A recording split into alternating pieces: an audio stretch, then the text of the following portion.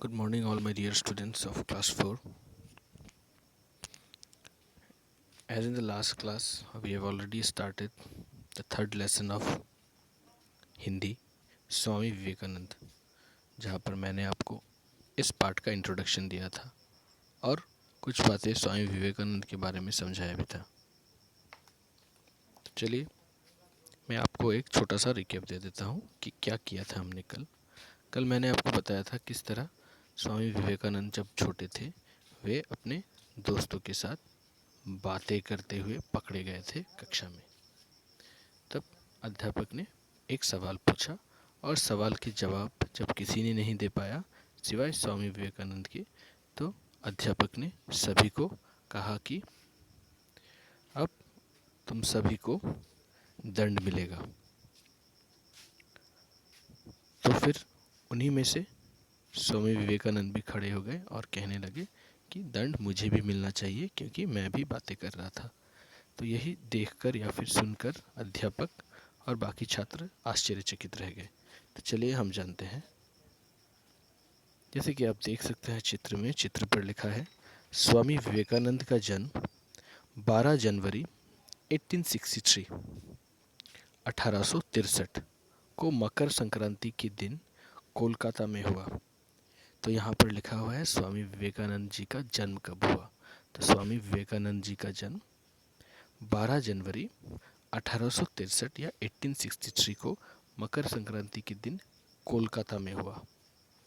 बचपन में उनका नाम नरेंद्रनाथ था, छोटा नाम नरेन पर गया।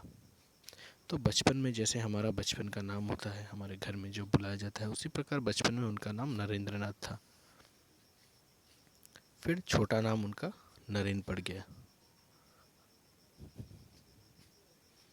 फिर उनके पिता का नाम विश्वनाथ दत्त था। तो उनके पिता का नाम विश्वनाथ दत्त था। वे उच्च न्यायालय में वकील थे। तो वो एक पेशे से वकील थे। अंग्रेजी भाषा ज्ञान और भाषण कला केंद्र नरेंद्र को विरासत में मिली।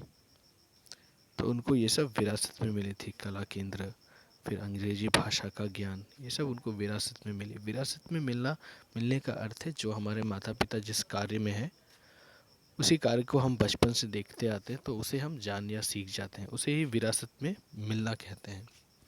तो उन्हें अंग्रेजी भाषा का ज्ञान और भाषण का कला मतलब स्पीच देना, ये सब उनको विरासत में ही मिली थी। उनकी माता भुवनेश्वरी देवी धार्मिक महिला थी। तो उनकी जो माता का नाम है, उनकी माता का नाम यहाँ पर लिखा है भुवनेश्वरी देवी, जो कि बहुत ही धार्मिक महिला थी। धार्मिक महिला का अर्थ है जो कि धर्म में, भगवान में बहुत ज़्यादा विश्वास रखती हो। तो उनकी माता का नाम भुवनेश्वरी देवी था, जो कि बहुत ही भगवान में विश्वास रखने वाली थी।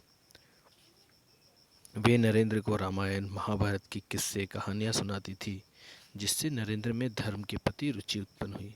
तो उनकी माँ उनको बचपन से ही रामायण महाभारत की किस्से कहानियाँ सुनाया करती थी, जिससे नरेंद्र को धर्म में, रिलीजन में बचपन से ही इंटरेस्ट जाग गया था। उन पर माँ का विशेष प्रभाव था और उन पर उनकी माँ का बहुत ज़्यादा प्रभाव था।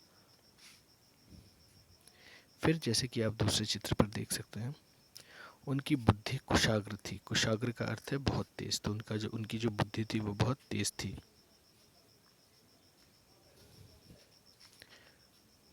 वे कक्षा में प्रथम आते थे और हमेशा वो अपने कक्षा में प्रथम आते थे। उन्होंने छोटी उम्र में ही महान ग्रंथों का अध्ययन कर उन्हें याद कर लिया था और उन्होंने अपनी छोटी सी उम्र में ही महान बड़े बड़े ग्रंथों को अध्ययन कर लिया था, पढ़ लिया था, और उनका ज्ञान उनके मन मस्तिष्क में समा गया था। उनमें नेतृत्व करने का अद्भुत गुण था। और उनमें जो नेतृत्व करने का एक गुण होता है, नेतृत्व मतलब किसी भी चीज़ में आगे बढ़ चढ़कर हिस्सा लेना, उसी को नेतृत्व कहते हैं। तो उनमें नेतृत्व करने का अद्भुत ज्ञान था। उन्हें व्यायाम, कुश्ती, घुड़दौड़, तैराकी का भी शौक था और उन्हें इन सभी चीज़ों का, पढ़ने लिखने में तो वो तेज़ थे ही, साथ ही में उनको ग्रंथों का भी ज्ञान था और साथ ही साथ उन्हें व्यायाम, कुश्ती मतलब एक्सरसाइज, घुड़दौड़, तैराकी, स्विमिंग, ये सब का भी बहुत ज़्यादा शौक था। वे सुंदर काया और बहुमुखी प्रतिभा के धनी थे।